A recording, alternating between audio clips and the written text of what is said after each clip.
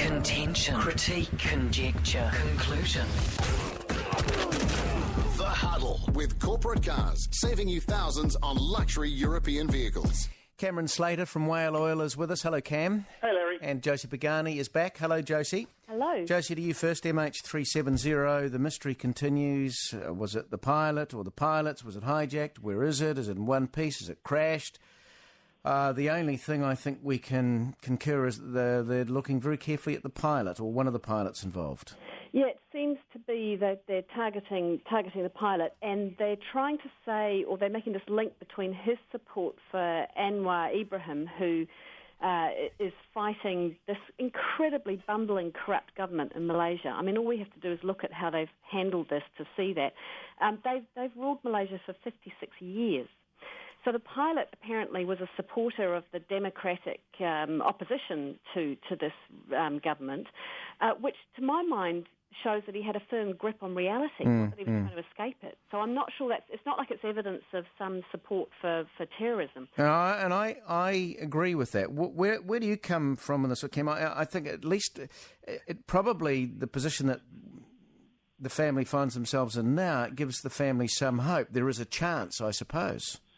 Yeah, I'm not sure that they should have too much hope, because if you've got a single person wanting to hijack a plane to send a message which, by the way, we don't know what it is or whether it's been sent or whether we've even received a message about what he was trying to prove, it will have affected one thing, though, and that is Malaysia Airlines' ability to make money in the short term until people find out what's happened. But it seems he does have some political motivations.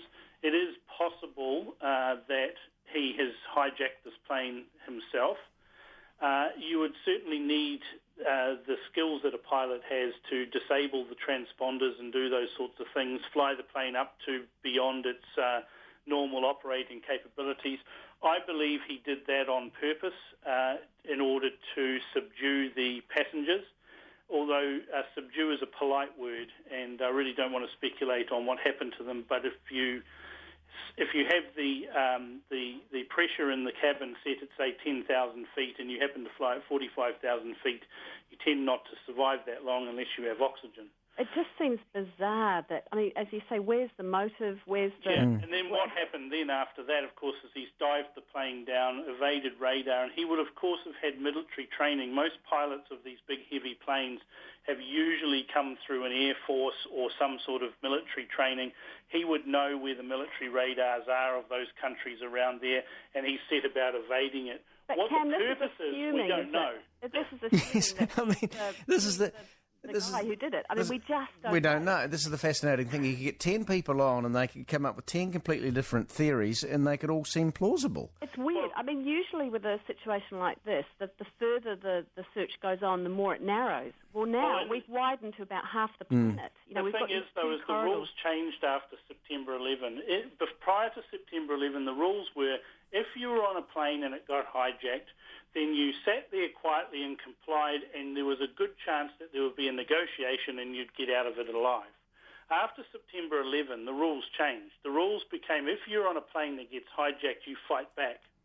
Now, if you're one person hijacking a plane and you've got 240 passengers and crew, you can't keep them off. So you have to do something about that. And that's the situation that we're in now. It's obvious it hasn't crashed into the Gulf of Thailand or anywhere like that, because pieces of wreckage would be floating around. Something strange has happened. I guess we'll find out that eventually, but it is very, very bizarre because people with political motivations or terrorists send messages, and we haven't got that message. Cameron Slater and Josie Pagani on the Huddle back shortly. It's now 15 to 6. It's election year, and it's Larry Williams Drive with ANZ, the bank with more local experts on NewstalkZB. Josie Pagani and Cameron Slater on the Huddle issue number 2. Winston Peters saying he might back Genesis shares. I think he's saying that, and it'll be non-negotiable, post-coalition, all that sort of stuff. And he'll stop Christchurch Cathedral from being demolished That is non-negotiable as well. I didn't think he owned Christchurch. I thought the Anglicans did. But anyway, Josie, what do you see in all of this? Well, it's interesting, isn't it? We're seeing a couple of things happen here. One is, I think, John Key sort of put out an olive leaf, if you like, to Winston at the beginning of the year. And Winston seems to have rejected that, and he's playing hardball with National now, and he's looking like, his comments at the weekend, as you say, he's going to buy back the asset sales, makes it look like the assets, electricity assets, makes it look like he's favouring Labour. So I wonder now if National's going to go, right, well, we're going to get a hit on Winston, we're going to take him out. Okay. Cameron, you think differently, don't you? You believe that this actually is calling out for a partnership with National. I don't quite see the rationale. Yes and no. Winston Peters is very hard to read, but I've known him since he was crawling in windows of. Oh, well, let's not go there. But that was back in the old newer days. Good Lord, Cam, where were you going with that one? The image of Winston crawling in a window and messing up his suit and his hair. Yes, well, anyway, things people do to get elected. Winston Peters is a one-trick pony. He's a political charlatan. And he's really got one election left to actually make a difference. This is his last election, essentially. He's 69 years old now, and he's running out of puff. But he's promised before to buy back assets that were sold, forestry assets, I recall, back in the 90s he was promising to buy back. He was in government with the Labour Party following that and never did and never made that a bottom line. Well, actually, what's interesting, Cam, also is that he was in government with National when Contact Energy was sold and also Auckland Airport. So, yep.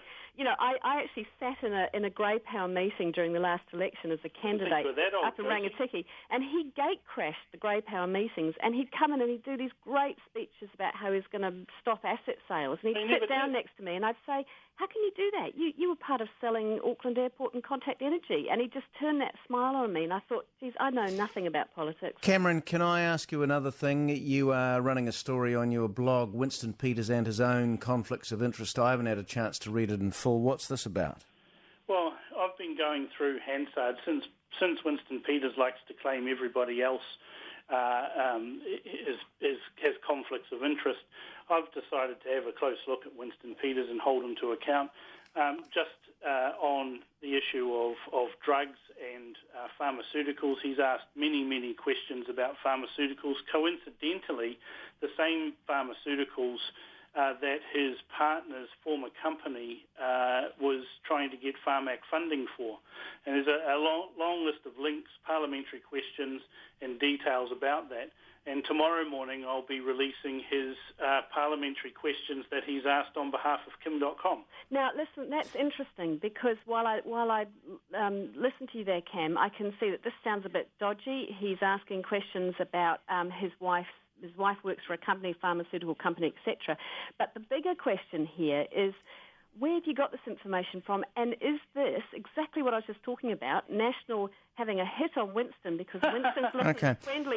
I need to ask this, Cam. Have you talked to John Key about this, Cam? Yeah, but Josie, I have not. Can I ask this, Cameron? I mean, I see you've got some questions that Mr. Peters answered in the House. In defence of Mr. Peters, I would have thought all of this, that he was his long-time partner was with a pharmaceutical. I would have thought that would have all been in the public domain at the time.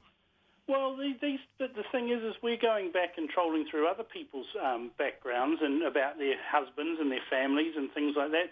Winston Peters can't sit there and ask endless questions of other people and not expect himself to be held to account. But just to cover off what Josie's saying, the National Party has nothing to do with this, Josie. I've taken it on my own, off my own bat to sit there and do the research. I've provided all of the links to the information. It's all available on Google, and you just have to scratch the surface and look at the products and look at the questions, and it raises questions that should be answered. And this is exactly what Winston Peters does when he stands up in the Parliament and asks questions and demands answers. Well, I'm doing the same with Winston Peters, and tomorrow morning I'll show just how many questions he's asked on behalf of Kim.com.